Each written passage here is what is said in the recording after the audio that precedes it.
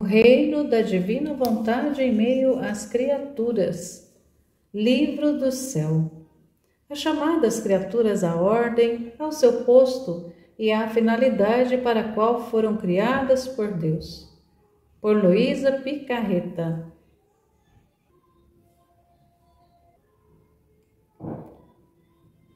Volume 14, capítulo 51. 15 de agosto de 1922. Os atos de Jesus e os da Santíssima Virgem na Divina Vontade. Encontrando-me no meu estado habitual, estava a abandonar-me nos braços da Santíssima Vontade de Deus e o meu doce Jesus disse-me: minha filha, em meu querer não só encontrará todos os atos que fez minha humanidade, nos quais entrelaçava todas as criaturas juntas, senão que encontrará também tudo o que fez minha amada mamãe, que entrelaçando-se junto comigo, suas ações formavam um só com os meus. Assim que fui concebido em seu seio, ela começou o entrelaçamento com meus atos. E como minha humanidade não tinha outra vida, outro alimento, outra finalidade que a única vontade de meu Pai, que correndo em tudo me constituía ato de cada criatura, para restituir ao Pai os direitos de Criador por parte das criaturas, e para dar-me como vida a todos, todas elas. Por isso, assim que começou seu entrelaçamento comigo, assim também ela restituía em nome de todos os direitos de Criador, e se dava a todas as criaturas. Assim, todas as criaturas recebiam como vida, junto com meus atos, os de minha mãe. Agora no céu, abraça toda a glória de cada criatura, e por parte de cada um de meu querer lhe dá tal glória, que não há glória que ela não contenha, nem glória que dela não desça. E como comigo entrelaçou suas obras, seu amor, suas penas e etc., agora no céu está circundada de tal glória por quantos entretecidos fez em minha vontade. Por isso supera tudo, abraça tudo e concorre a tudo. Eis o que significa viver em meu querer. Jamais minha amada mamãe teria podido receber tanta glória se todos os seus atos não houvessem corrido em meu querer, os quais a constituem rainha e coroa de todos. Agora quero-te a ti no meu querer, a fim de que entrelaçamento não seja entre dois, mas entre três. A minha vontade quer expandir-se, a fim de que encontre numa criatura todas as criaturas juntas. Olha o grande bem que te virá, quanta glória me darás, e quanto bem farás a todos. Capítulo 52, 19 de agosto de 1922. A pena que a divindade infligia no interior de Jesus. As penas da paixão foram sombras e semelhanças das penas internas. Encontrando-me em meu estado habitual, o doce Jesus me fazia sofrer parte de suas penas e de suas mortes que sofreu por cada uma das criaturas. Por minhas pequenas penas compreendia como atrozes e mortais tinham sido as penas de Jesus. Então me disse: minha filha, minhas penas são incompreensíveis à natureza humana. As mesmas penas de minha paixão foram sombras ou semelhanças de minhas penas internas. Minhas penas internas me eram infligidas por um Deus onipotente, ao qual nenhuma fibra podia esquivar-se do golpe. As de minha paixão eram-me infligidas pelos homens, os quais, não tendo nem a onipotência nem a onividência, não podiam fazer o que eles mesmos queriam, nem podiam penetrar em todas as minhas fibras internas. Minhas penas internas estavam encarnadas em minha mesma humanidade, era transformada em cravos, em espinhos, em flagelos, em chagas, em martírio, tão cruéis que me davam mortes contínuas. Estas eram inseparáveis de mim, formavam minha mesma vida. Em trocas de minha paixão eram estranhas a mim, eram espinhos e pregos que se podiam cravar, e querendo se podiam também remover. E o único pensamento de que uma pena se pode tirar é um alívio. Mas minhas penas internas, que eram formadas pela mesma carne, não havia nenhuma esperança de que me pudessem tirar, nem diminuir a acuidade de um espinho, do trespassar-me os pregos. Minhas penas internas foram tais e tantas que as penas da minha paixão as podiam chamar alívios e beijos que davam a minhas penas internas, que unindo-se juntas davam o último testemunho de meu grande e excessivo amor por salvar as almas. Minhas penas externas eram vozes que chamavam a todos a entrar no oceano de minhas penas internas, para fazê-los compreender quanto me custava sua salvação. E, além disso, por suas mesmas penas internas, comunicadas por mim, pode compreender de algum modo a intensidade contínua das minhas. Por isso, te dê ânimo, é o amor que a isto me empurra. Capítulo 53, 23 de agosto de 1922.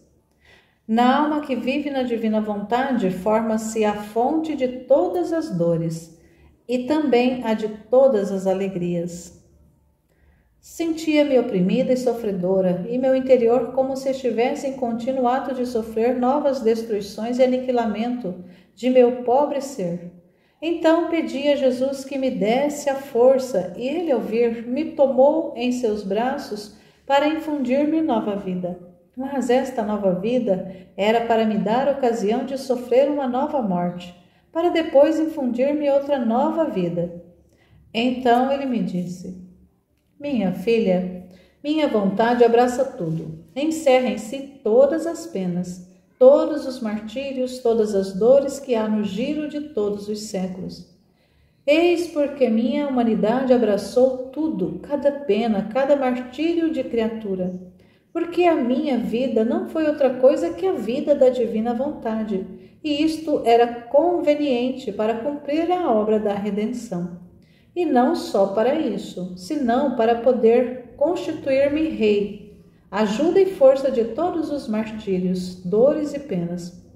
Se não tivesse em mim a fonte de todos os martírios, dores e penas, como poderia chamar-me rei de todos e possuir em mim a fonte de todas as ajudas, apoios, força e graça necessárias em cada pena de criatura?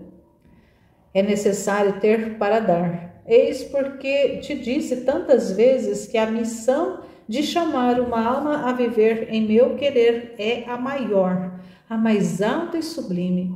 Não há outra que a possa igualar. A imensidão de meu querer lhe fará chegar todos os martírios, penas e dores de minha mesma vontade, lhe dará força divina para sustentá-los, e formará nela fontes de martírios e dores. E meu próprio querer a constituirá rainha de todos os martírios, dores e penas. Vês o que significa viver no meu querer? Sofrer não só um martírio, mas todos os martírios. Não só uma pena e dor, mas todas as penas e todas as dores. Eis porque a necessidade de que minha vontade lhe seja vida. De outra maneira, quem lhe daria a força em tanto sofrer? E se isto não fosse assim, como se poderia dizer que a alma que vive em meu querer é a força do mártir? Se não tivesse nela a substância dessa pena, como poderia ser força de outro? Seria somente um modo de dizer, uma coisa fantástica, não uma realidade. Vejo que te assustas ao ouvir isto. Não temas, tantos martírios, dores e penas serão correspondidos com inumeráveis alegrias, contentamentos e graças, dos quais o meu próprio querer formará fontes inesgotáveis. É justo, e se na alma que vive em meu querer formará a fonte das dores para a ajuda de toda a família humana, é também justo que forme a fonte das alegrias e das graças. Com esta diferença, que a das dores terá um fim, porque as coisas daqui embaixo, por quanto grandes sejam, estão sempre determinadas. Em troca, a fonte das alegrias são lá de cima, são divinas, portanto sem fim. Por isso, ânimo em fazer o caminho em minha vontade. Capítulo 54, 26 de agosto de 1922. As verdades, quanto mais se pensa, se lê e etc., expandem mais o seu perfume. Estava vendo em meus escritos, de acordo com a obediência, o que devia apontar para fazê-los copiar e pensava entre mim: em que aproveitará tantos sacrifícios? Que bem virá disto? E enquanto isso pensava e fazia, o bendito Jesus me tomou a mão entre as suas e, apertando-a fortemente, me disse: minha filha, assim como as flores, ao serem tocadas, expandem com mais intensidade seu perfume, tanto que, se não são tocadas, parece que não contém tanto perfume, e o ar não fica embalsamado por aquele cheiro. Assim, minhas verdades, quanto mais se pensam, se leem, se escrevem, se falam delas, se difundem, tanto mais perfume expandem, de modo que perfumam tudo, até o céu. E eu sinto o perfume de minhas verdades e me sinto levado a manifestar outras verdades, vendo que as verdades manifestadas expandem a luz e o perfume que contém. Ao contrário, se minhas verdades não são tocadas, o perfume e a luz ficam como reprimidos e não se expandem. E o bem e o útil que contém minhas verdades ficam sem efeito. E eu me sinto defraudado na finalidade pela qual manifestei minhas verdades. Por isso mesmo, que não fosse por outra coisa, senão fazer-me sentir o perfume das minhas palavras, para me tornar feliz, devias estar feliz por fazer o sacrifício. Capítulo 55, de 29 de agosto de 1922. A alma, na divina vontade, recebe todos os bens do obrar de Jesus. Continuando meu estado habitual, estava pensando em tudo que meu doce Jesus fez e sofreu para salvar as almas. E ele, ao vir, me disse: minha filha, tudo o que fez minha humanidade, orações, palavras, obras, passos e penas, está em ato de dar-se ao homem. Mas quem o toma? Quem recebe o enxerto do meu trabalho? Quem se aproxima de mim, unindo-se a mim, reza, recebe o enxerto da minha oração e os bens que ela contém. Quem fala, ensina, unido comigo, recebe o enxerto e os frutos das minhas palavras. E assim quem trabalha, quem sofre unido comigo, recebe o enxerto e os bens que há em minhas penas e obras. De outra maneira, todos os bens que adquiri para a criatura ficam suspensos, e não ficando enxertada comigo, não desfruta dos bens que minha humanidade com tanto amor quer dar. Se não houver união, os bens de uma ficam como mortos para o outro. Imagine uma roda, o centro da roda é minha humanidade. Os raios são tudo o que fiz e sofri. A circunferência onde ficam fixados os raios é toda a família humana que gira em torno do centro. Agora, se esta circunferência está segundo o círculo da roda, não se aproxima em torno do centro, não se aproxima para receber a fixação dos raios, estes ficam suspensos e não podem comunicar os bens que o centro da roda contém. Oh, quanto sofro ao ver tantos bens meus suspensos, que a ingratidão humana não só não recebe, mas despreza e espezinha.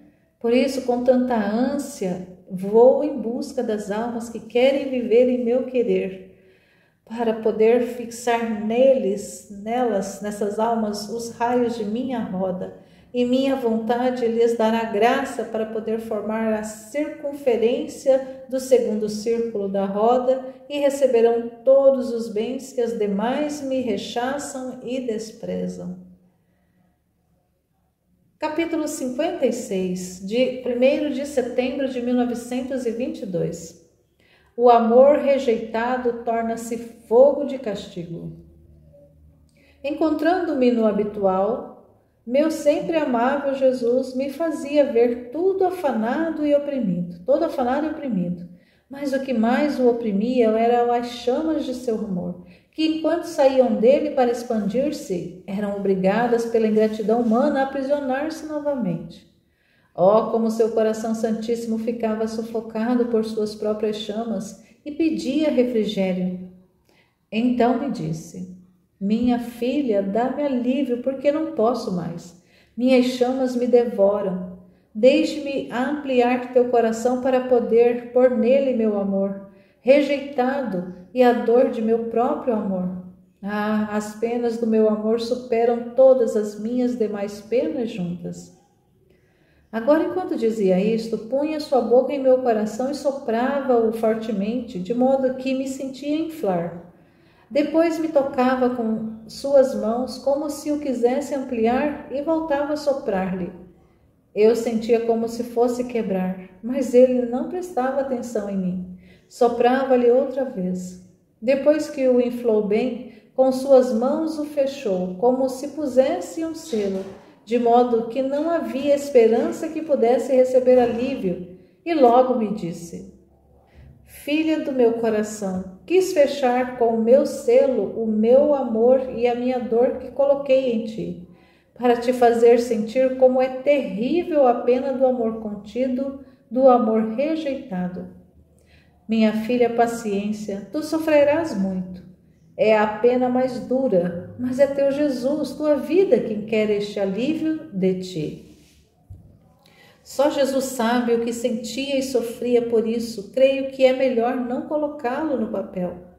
Então, tendo passado um dia inteiro me sentindo continuamente morrer, à noite, retornando meu doce Jesus, queria me inflar mais a parte do coração. E eu lhe dizia: Jesus, não posso mais, não posso conter o que tenho e quero acrescentar mais. E ele, tomando-me nos seus braços para me dar força, disse-me: minha filha, coragem, deixa-me fazer, é necessário. De outra maneira não te daria tanta pena. Os males chegaram a tanto que há toda a necessidade de que tu sofras ao vivo minhas penas, como se de novo estivesse eu vivente sobre a terra. A terra está prestes a fazer sair chamas para punir as criaturas. Meu amor que corre para elas, para cobri-las de graças, rejeitado se converte em fogo para castigá-las. Assim que a humanidade se encontra no meio de dois fogos, fogo do céu e fogo da terra. São tantos os males que estes fogos estarão por unir-se, e as penas que te faço sofrer correm no meio destes dois fogos e impedem que se unam. Se não fizesse isso, para a pobre humanidade tudo teria terminado. Por isso me deixe fazer, eu te darei a força e estarei contigo. Agora, enquanto dizia isto, voltava a soprar-me, e eu, como se não pudesse mais, rogava-lhe que me tocasse com suas mãos para me segurar e dar-me a força. E Jesus me tocou, sim, tomando-me o coração entre suas mãos e apertando-o tão forte que só ele sabe o que me fez sentir.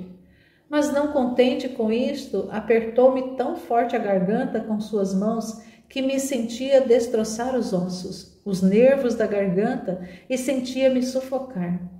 Então, depois que me deixou naquela posição por algum tempo, todo ternura me disse: coragem, neste estado se encontra a presente geração, e de todas as classes. São tais e tantas as paixões que as dominam, que estão afogados pelas mesmas paixões e pelos vícios mais feios. A podridão, a lama são tantas que está por submergir. Eis porque quis fazer-te sofrer a pena de sufocar-te a garganta. Esta é a pena dos excessos extremos, e eu, não podendo suportar mais ver a humanidade sufocada por seus mesmos males, quis de ti uma reparação. Mas deves saber que esta dor também a sofri eu quando me crucificaram. esticaram-me tanto sobre a cruz que todos os nervos me esticaram, tanto que os sentia despedaçar-me, retorcer, mas os de minha garganta tiveram uma dor e um alongamento maior, tanto que me sentia sufocar. Era o grito da humanidade, submergida pelas paixões, que me apertava a garganta, me afogava as penas. Foi tremenda e horrível esta pena minha, ao sentir-me esticar os nervos, os ossos da garganta com tal força que sentia destroçar-me todos os nervos da cabeça, da boca e até dos olhos.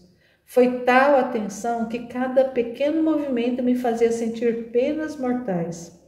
Ora ficava imóvel, ora me contorcia tanto que me sacudia de modo horrível sobre a cruz, que os mesmos inimigos ficavam aterrorizados.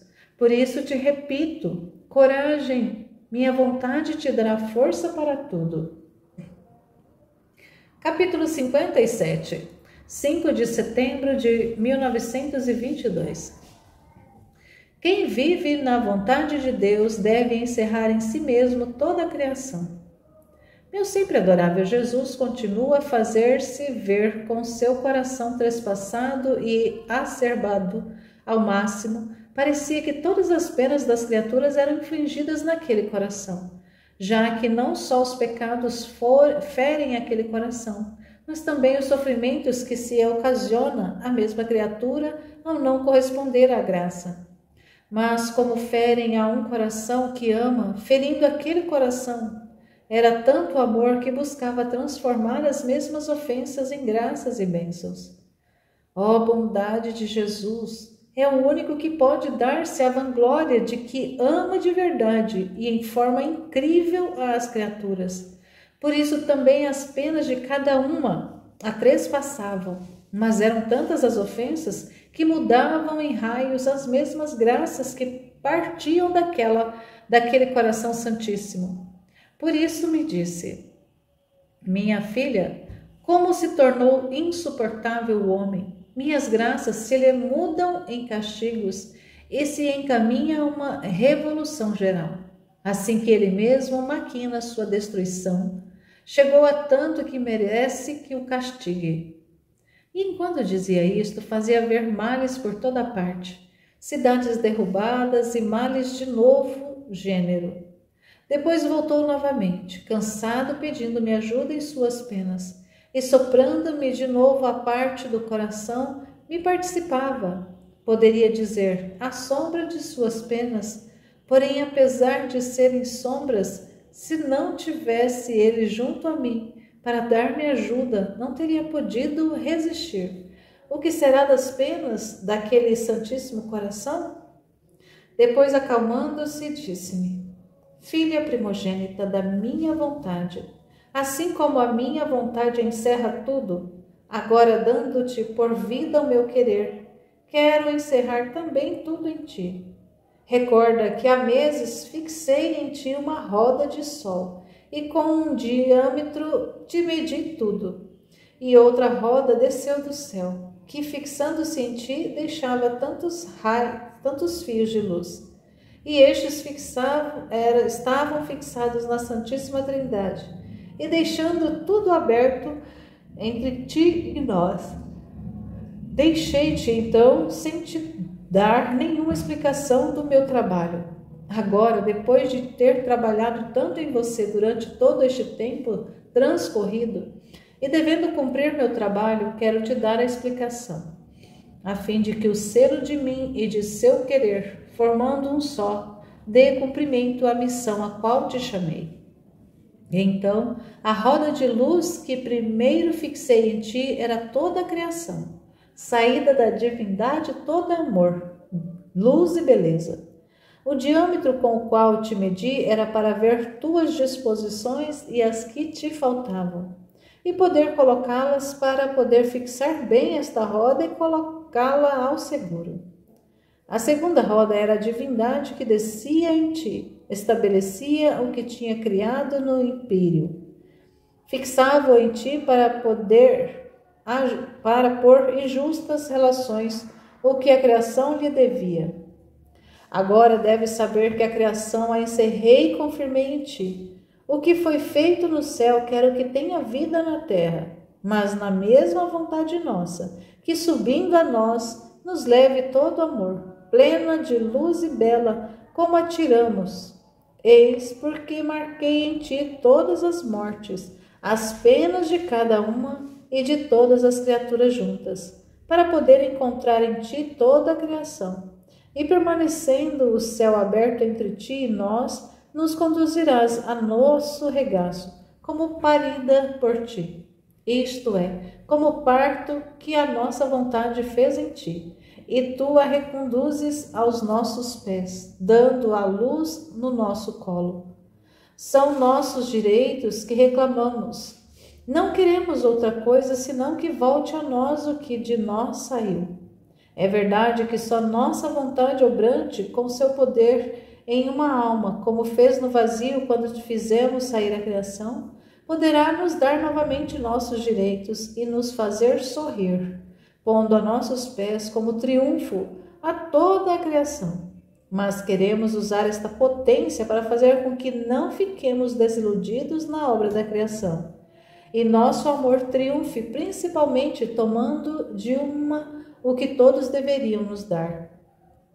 Agora fixamos tudo em ti, depois sairão as outras pequenas partes, que, amando viver deste modo em nosso querer, nos levarão ao nosso regaço. Quem 10, quem 20, quem 100, nossos direitos da criação. Sucederá de ti como a uma árvore que, lançando profundas raízes em nossa vontade, estas raízes farão germinar outras árvores, que formarão coroa à árvore e produzirão seus frutos. O verdadeiro bem jamais fica isolado, e sendo minha vontade o bem maior, sua fecundidade será imensa. Por isso, ânimo, seja atenta a tudo. É verdade que nosso querer fará tudo, mas o fio do seu deve correr junto e estender-se no céu, na terra e a tudo, para nos fazer cumprir o que queremos fazer em ti. Capítulo 58, 9 de setembro de 1922. Deus, ao criar o homem, formava um reino para si. O contentamento de Jesus quando vê em uma criatura não só a imagem de sua humanidade, mas tudo o que sua divindade operou nela. O meu sempre doce Jesus continua falando de seu santíssimo querer e fazendo ver seu coração aberto, do qual saíam tantos raios de luz que feriam todas as criaturas, a qual, formando uma rede de luz, atropelava tudo. E, tomando a palavra, me disse: minha filha, ao criar o primeiro homem, dava início à criação do gênero humano. E depois de que formei o corpo, com meu alento onipotente infundi-lhe a alma. E com outro alento meu, poderia dizer, infundi-me a mim mesmo no fundo do homem para governá-lo, dominá-lo e guardá-lo. Assim que aquele homem formava um reino para mim, no qual eu, como rei, devia estender meus confins. Minha alegria foi no máximo ao ver neste homem a geração de tantos outros seres, quase interminável, que me devia dotar de tantos outros reinos, por quantas criaturas deviam vir à luz, nos quais eu devia reinar e ampliar neles meus confins divinos, e todo o bem dos outros reinos devia redundar em glória e honra do primeiro reino, que devia ser a cabeça e o primeiro ato da criação.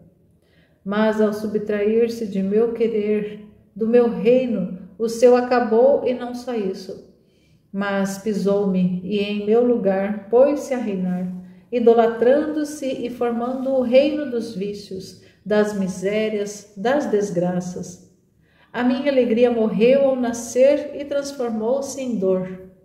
Olha, todo mal não foi outra coisa senão subtrair-se da minha vontade. Mas nosso amor não se deteve, não quis ser o Deus isolado, não, e por isso quis descer do céu, tomando uma humanidade similar ao primeiro homem. Encerrei nele toda a criação. Voltei a unir a vontade humana nesta humanidade à vontade divina, a fim de que esta vontade humana, abraçando toda a criação e todos os seus atos, nesta vontade divina os levasse ao meu trono como triunfadora de todos os atos humanos trocados por ela em atos de vontade divina. Com isso, a vontade humana tomava parte da vontade divina e a divina da humana. A uma dominava sobre a outra, porque quando um ser forma uma só coisa com outro ser, se é dono um, naturalmente se torna dono o outro. Tinha sido esta a minha única razão pela qual ordenei ao homem que se abstivesse do fruto proibido por mim. Queria um ato de sacrifício de sua vontade na minha, a fim de que por este sacrifício, amarrando novamente sua vontade na minha, pudesse tomar posse de minha vontade e eu da sua, e as duas reinar com a mesma potência, sabedoria e bondade. Não o queria, ao contrário, em nada de mim. Era meu parto, era meu filho, e que o pai não ama, que seu filho seja rico e feliz como ele? Muito mais eu, Pai Celestial, e que nada poderia tornar este meu filho rico, feliz e reinante ao meu lado. Então, tendo o homem rompido sua vontade com a minha, meu amor não ficou quieto. Elevou mais alto suas chamas e a qualquer custo quis produzir outro. E para isso escolhi minha humanidade, a qual, sacrificando-se em tudo a minha vontade, tomava posse de meu querer, fazendo-me cumprir nela a finalidade da criação do homem. Porque eu tenho costume de cumprir meus maiores empreendimentos com um só, e depois os difundo. Não só um homem que arruinou todos, não foi um só homem que arruinou todos os meus desígnios? E só a minha humanidade devia refazer-me desta ruína, e a potência do meu querer, encerrando nela toda a criação, devia fazer-me restituir os amores, os beijos, as carícias, que o primeiro homem tão feiosamente tinha rejeitado. O meu amor, tirando as vestes, poderia dizer de dor e de luto, revestiu-se de festa e com triunfador deu-se aos maiores excessos e loucuras de amor. Então, quando eu quero fazer uma obra com a criatura, eu começo sempre o tu por tu, como se nenhuma outra existisse, e depois agrando tanto de encher céu e terra. Agora, minha filha, meu amor quer produzir de novo, enquanto dá em excessos, sai fora trazendo trégua, quer dar novos partos, e o que fez em minha humanidade, encerrando toda a criação, para poder dar ao Pai tudo o que dela queria e fazer descer tudo para proveito de todas as criaturas. Agora, unindo a tua vontade com a minha, quero encerrar em ti toda a criação, e fazendo-te tomar posse de meu querer, quero ver-te repetir em ti os meus atos, o meu amor, as minhas penas. Quero o meu refletor na terra, que ao olhá-lo veja a imagem que criei no céu e que encerrou minha humanidade. Dentro de ti, como dentro de um espelho, e eu vendo-me nele, a reconheça em ti. Então você e eu estaremos em reflexos contínuos. Eu a farei refletir em você e você em mim. Eu do céu e você da terra. Então meu amor estará contente quando vir que uma criatura não só a imagem de minha humanidade, mas tudo o que operou minha divindade nela. Por isso seja atenta e siga o meu querer. Capítulo 59, 11 de setembro de 1922. A finalidade primária de tudo o que Deus fez na criação e redenção é que a criatura viva no divino querer. Só no divino querer há verdadeiro repouso. Continuando o meu estado habitual, abandonava-me toda no santo querer do meu doce Jesus, e sentindo necessidade de descansar, dizia entre mim: Também o meu sono na tua vontade. Não quero outra coisa senão tomar o verdadeiro repouso nos braços do teu querer. E Jesus: Filha, estende sobre todas as criaturas teu repouso como manto para cobri-las, e todas, porque só o meu querer há verdadeiro repouso. E como ele envolve tudo, repousando em minha vontade, te estenderás sobre todos, para conseguir a todos o verdadeiro repouso. Como é belo ver uma criatura nossa repousar nos braços de nossa vontade. Mas para encontrar verdadeiro repouso é necessário que ponha em caminho todos os seus atos, suas palavras, seu amor, seus desejos, etc. em nosso querer, a fim de que, conforme tomem seu lugar nele, assim recebam descanso, e eu repousarei sobre eles.